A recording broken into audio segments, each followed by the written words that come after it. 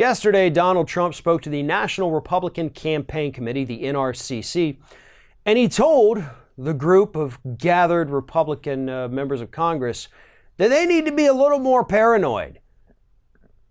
Never a message you want to hear from the President of the United States telling you that you need to be more paranoid.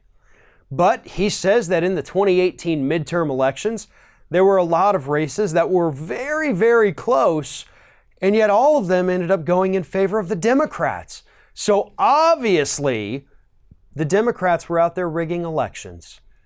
That is what Republicans need to accept, and so therefore they need to be a little bit more paranoid, or so Donald Trump says. Here's a quick kind of paraphrase, some of the quotes here. There were a lot of close elections in 2018, and everyone seemed to go Democrat. You've got to be a little more paranoid than you are. You don't like it either, but you don't want to say it because you're afraid of the press. So Trump says not only do you need to be paranoid, but you are paranoid, but you just won't say it because you don't want the press to come after you because you're paranoid.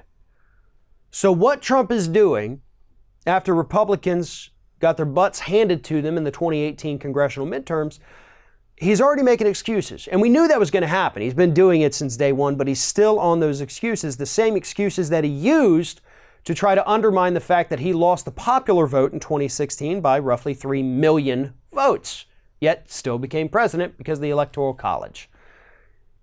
He is always going to claim that Democrats are the party of voter fraud, even though the only instances of voter fraud that we saw from 2018 all revolve around Republicans. And it was a highly sophisticated scheme. I'm sure by now everybody knows what happened in North Carolina's 9th Congressional District. But you had the Republican candidates, people, going out there, gathering up absentee ballots and mail-in ballots, and just filling them out for people, and then submitting those as if the people themselves had filled them out. Like, that was 100% voter fraud carried out by a Republican candidate's team.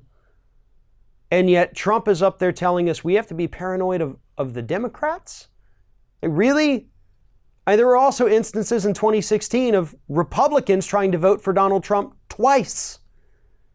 You want to be paranoid about voter fraud? You need to start within the Republican Party because that seems to be where it's all coming from. Your voter fraud commission that you put together because you wanted to find all those illegals that were voting, didn't come up with any. The talking point that we hear from Fox News that Democrats want illegal immigrants to come in here to vote for Democrats, that's not a thing that actually happens, and your own commission proved it. But you're still out there repeating this false talking point, this lie. Let's not even call it a false talking point. You're still out there repeating this lie because you're so mad that Republicans got their butts kicked in 2018.